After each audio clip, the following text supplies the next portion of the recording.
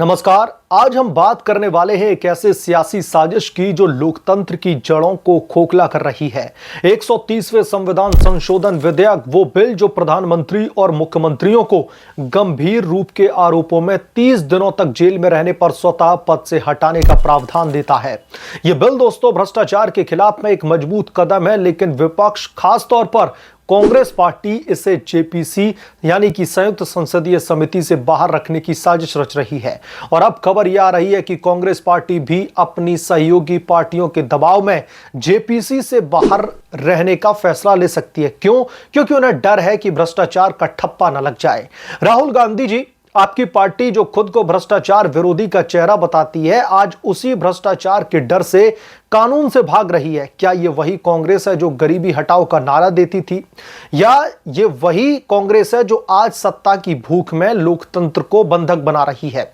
आज की इस रिपोर्ट में दोस्तों हम कांग्रेस पार्टी को लेकर के राहुल गांधी की पोल खोलेंगे, उनकी कायरता, उनके डर और कैसे वो दूसरे विपक्षी दलों के दबाव में अपनी रीढ़ खो चुके हैं। तो अंत तक बने रहिए। अगर आपको ये रिपोर्ट पसंद आए तो प्लीज लाइक जरूर करें। दोस्तों पहले समझिए इस बिल की अहमियत को। 130वां संविधान संशोधन ये सिर्फ एक कागज का टुकड़ा नहीं, बल्कि भ्रष्ट नेताओं के खिलाफ में लाल बत्ती है। कल्पना कीजिए, कोई भी पीएम या फिर सीएम भ्रष्टाचार के गंभीर आरोपों में 30 दिनों तक जेल में सड़ता है और फिर भी कुर्सी पर चिपका रहता है। यह क्या वाकई में न्याय है? यह बिल कहता है कि नहीं, स्वतः पद छोड़ो। यह जनता की आवाज है जो कहती है कि सत्ता का दुरुपयोग बर्दाश्त नहीं किया जाएगा। लेकिन कांग्रेस पार्टी, वो तो जेपीसी से ही भाग रही है। क्यों राहुल गांधी जी? क्योंकि जेपीसी में जांच होगी और आपकी पार्टी के काले कारनामे बाहर आ जाएंगे। सोचिए, इंडिया अलायंस की वो तथाकथित मजबूत पॉलिटिकल पार्टियां, चाहे फिर वो टीएमसी हो, एसपी हो, डीएमके हो, उन्होंने पहले ही घोषणा कर दी है कि जेपीसी से वो बाहर रहेंगे। और अब कांग्रेस पार्टी भी, वो भी झुक रही है। ये दबाव का कमाल है दोस्तों। कांग्रेस पार्टी जो खुद को विपक्ष का बड़ा भाई बताती थी, आज छोटे भाइयों के दबाव में घुटने टेक रही है। राहुल गांधी, आपकी यह कमजोरी कहां से आई? क्या सोनिया जी की सलाह पर, या फिर आपकी अपनी कायरता?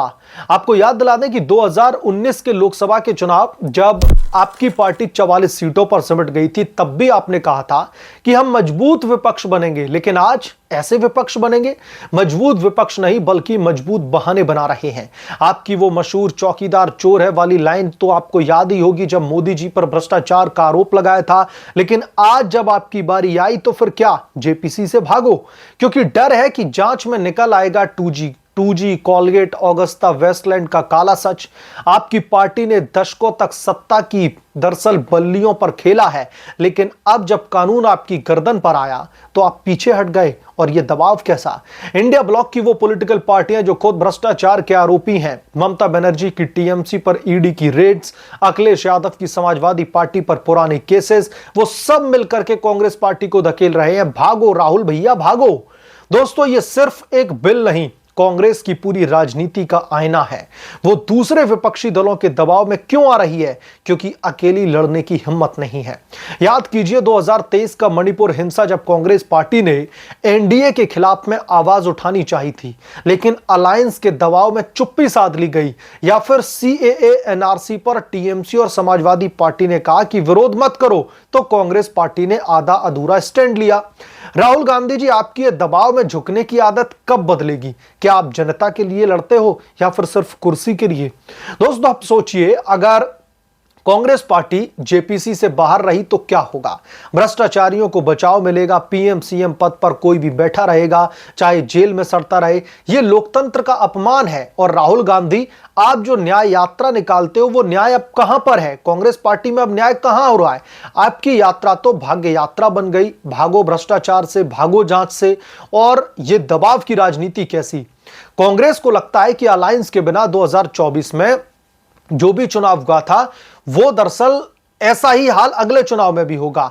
ममता जी कहेंगी जेपीसी बॉयकॉट करो तो राहुल झुक जाएंगे, अखिलेश कहेंगे अलायंस बचाओ तो कांग्रेस चुप हो जाएगी। ये क्या साझेदारी है? ये तो एक तरीके से गुलामी है ना। राहुल गांधी, अगर आप सच्चे नेता होते तो कहते कि जेपीसी में मैं जाऊंगा, सच सामने लाऊंगा। लेकिन नहीं, जो है आपका डर जीत गया, भ्रष्टाचार का ठप्पा लगने का डर।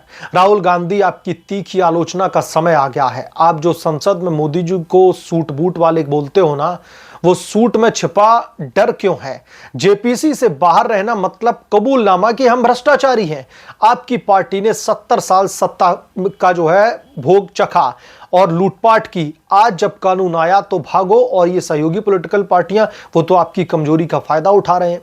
डीएमके कहेगी तमिलनाडु के लिए बॉयकॉट तो कांग्रेस बोलेगी हां जी। ये दबाव की चेन है, हर कड़ी कमजोर कर रही है।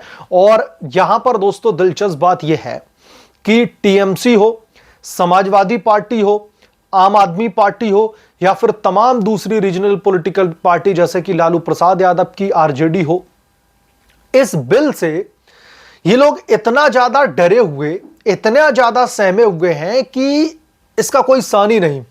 क्योंकि मैं जरा आपको अब एग्जांपल देके बताता हूं एक एक करके। सबसे पहले हम कांग्रेस पार्टी की ही बात कर लेते हैं। राहुल गांधी से लेकर के सोनिया गांधी तक, प्रियंका गांधी से लेकर के रॉबर्ट वाड्रा तक, सबके ऊपर केस चल रहे हैं। गांधी परिवार जो मैक्सिमम मेंबर्स हैं वो तो बेल पर बाहर हैं। कांग्रेस पार्टी ने बीते अपने जो सत्ता का उन्होंने सुख भोगा है, तकरीबन 65 से 70 सालों तक इस देश पर राज किया है, उस दौरान इतने सारे गंभीर घोटालों के इनके ऊपर आरोप लगे हैं ना दोस्तों, अगर आप उंगलियों पर गिनने के लिए बैठेंगे ना तो आपकी उंगलियां कम पड़ जाएंगी। इतने घोटाले किए हैं।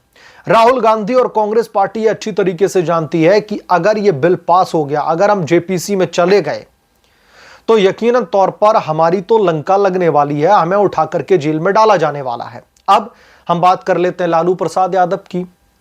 आरजेडी जो उनकी पॉलिटिकल पार्टी है, उनके पूरे परिवार पर लैंड फॉर जॉब स्कैम को लेकर के गंभीर आरोप लगे हैं। इन्वेस्टिगेटिव एजेंसीज अपना काम कर रही हैं।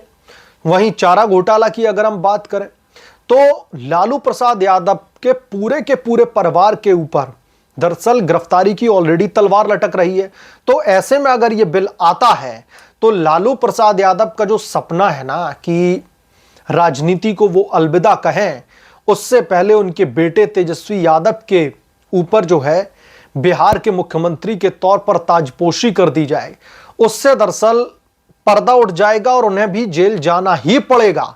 क्योंकि इतने बड़े बड़े घोटाले इन लोगों ने किए हुए हैं जिसकी कोई सीमा नहीं है। ये लोग घोटाले के दलदल में दबे हुए हैं। अब बात कर लेते हैं समाजवादी पार्टी की। समाजवादी पार्टी के कई नेता, कई मंत्रीगण इन्वेस्टिगेटिव एजेंसीज के टारगेट पर हैं। उनके ऊपर कई सारे गंभीर आरोप लगे हुए हैं, धांधली के, गुंडई के, घोटालेबाजी के, बहुत सारी चीजें जिसमें आराम से उनको 1 महीने तक जेल में रखा जा सकता है। तो ऐसे में उन्हें भी अपने पदों से इस्तीफा देना पड़ेगा। अब आ जाते हैं तृणमूल कांग्रेस पर। ममता बनर्जी की पार्टी में बहुत सारे नेताओं के ऊपर कोई ईडी, सीबीआई, इन्वेस्टिगेटिव एजेंसीज के जो है पछड़े में फंसे हुए हैं, उनके ऊपर भी कार्रवाई जो है की जा सकती है। तो वो लोग भी घबराए हुए हैं। तो प्रधानमंत्री नरेंद्र मोदी या फिर यूं कहें कि एनडीए की सरकार इस बिल को लाने का जो मादा उन्होंने दिखाया है, यह फेस करने का मादा इस देश की किसी भी विपक्षी पार्टी में नहीं है। और इसीलिए सब कुछ नौटंकी चल रही है। एसपी, टीएमसी, आम आदमी पार्टी की तो यहां पर मैंने अभी जिक्र भी नहीं किया। कितने सारे घोटालेबाज नेता भरे हुए हैं। आम आदमी पार्टी पूरी की पूरी भ्रष्ट हो चुकी है बीजेपी के आरोपों के मुताबिक, और जांच एजेंसियां जिस तरीके से एक के बाद एक कार्रवाई कर रही है। सत्येंद्र जैन से लेकर के अरविंद केजरीवाल, आतिशी मरलेना से लेकर के संजय सिंह, ये सब थर थर कांप रहे हैं इस बिल से कि भाई अगला नंबर अब उनका आने वाला है। तो इस बिल को लेकर के जो विपक्ष की सबसे बड़ी जो परेशानी है, जो सबसे बड़ा कंसर्न है, वो दरअसल यही है कि इनकी राजनीति पर पूरी तरीके से ताला लग जाएगा। बहरहाल आप क्या सोचते हैं राहुल गांधी की इस कायराना हरकत पर? जो भी आपकी राय है कमेंट करके जरूर बताएं। जल्द मिलूंगा किसी दूसरी बड़े अपडेट के साथ में, तब तक के लिए धन्यवाद। अगर आप लोग चैनल पर नए हैं तो प्लीज चैनल को सब्सक्राइब कर लें, साइड बने बेल आइकन को जरूर प्रेस कर लें, ताकि जैसे ही मैं कोई नया अपडेट लेकर के आऊं तो इसकी जानकारी सबसे पहले आपको मिलेगा।